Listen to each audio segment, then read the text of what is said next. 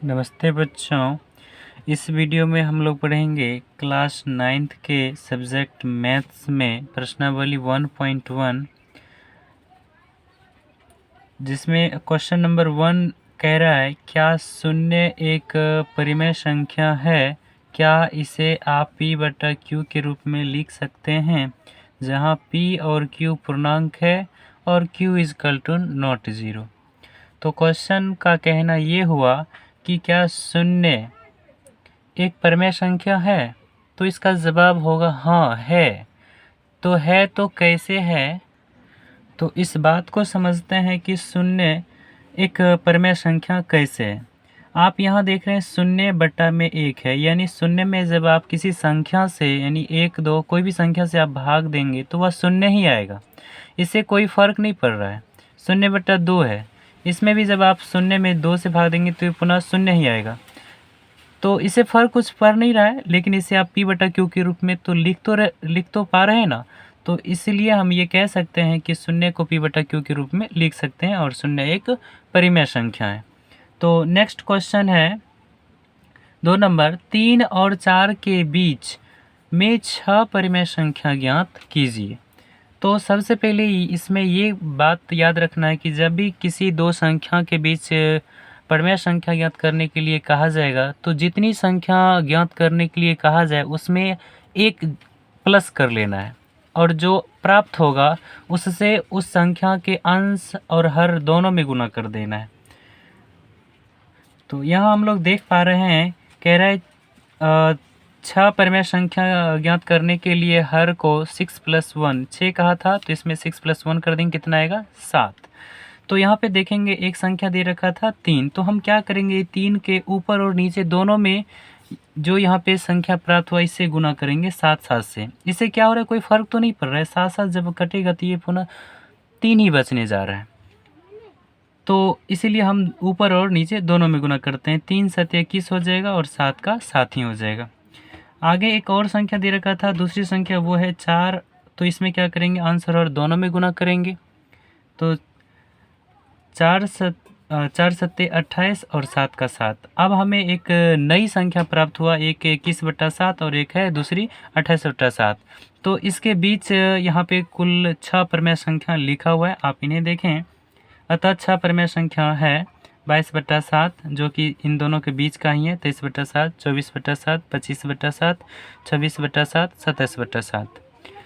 तो इस प्रकार क्वेश्चन नंबर 2 का हम लोग देखे हैं। अब बढ़ते हैं क्वेश्चन नंबर 3 की ओर।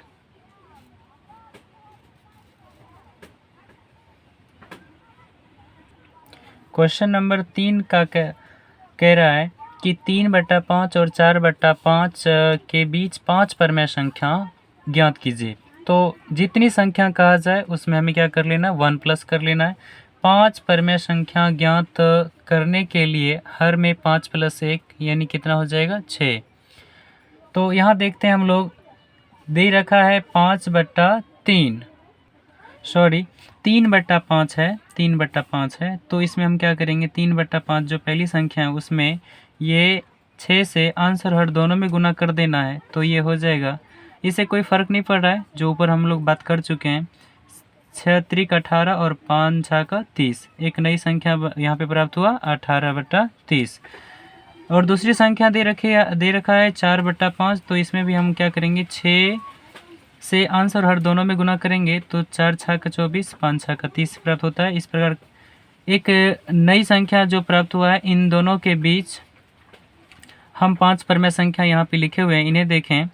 19/30, 20/30, 21/30, 22/30 और 23/30, ये इन दो संख्याओं के बीच 5 परिमेय संख्या हम लोग यहाँ पे निकाले हैं। आगे क्वेश्चन नंबर 4 की ओर देखते हैं। नीचे दिए गए कथन सत्य है या असत्य है, कारण के साथ अपने उत्तर दीजिए। तो इसे हम स्क्रॉल करते हैं ऊपर की ओर, फिर देखते हैं। 1 नंबर प्रश्न कह रहा है 4 का कि प्रत्येक प्राकृत संख्या एक पूर्ण संख्या होती है। तो ये कथन सत्य है। कैसे है, क्योंकि सभी प्राकृत संख्याओं और शून्य के संग्रह से पूर्ण संख्या बनता है। तो जब प्राकृत जब पूर्ण संख्या प्राकृतिक संख्या के संग्रह से ही बनता है तो क्यों ना प्राकृतिक संख्या पूर्ण संख्या होगा। आप देखें जैसे उदाहरण से प्राकृत संख्या जो है वो 1 से प्रारंभ होकर आगे की ओर बढ़ता है, और जबकि 1 2 से बढ़ता है, जबकि पूर्ण संख्या जो है वो 0 से प्रारंभ होकर 0 1 2 3 की ओर बढ़ता है।